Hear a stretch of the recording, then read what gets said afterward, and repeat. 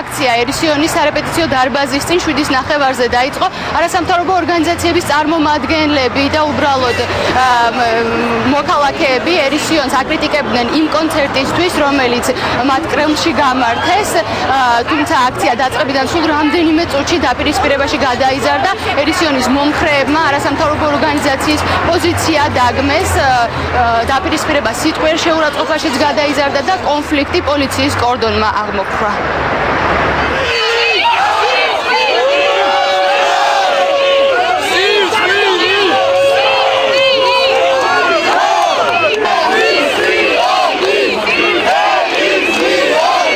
პროტესტებს ერისიონის ქმედება სახელმწიფო ანსამბლის, რომელიც ფინანსდება სახელმწიფო ბიუჯეტიდან და აქვს სახელმწიფო სტატუსი ცეკვას კრემლის სცენაზე.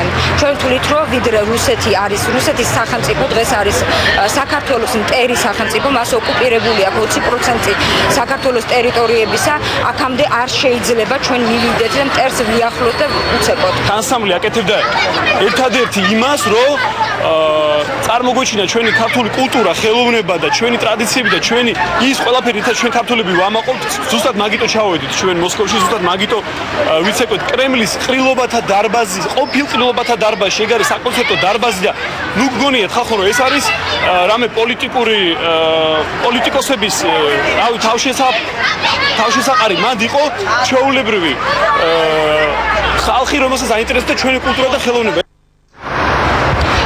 აქ ვითარება ამ წუთებში ერისიონის სარეპეტიციო დარბაზის წინ, როგორც უკვე აღვნიშნეთ, მშვიდია, კონფლიქტში მონაწილე ორივე მხარემ უკვე დატოვა ტერიტორია.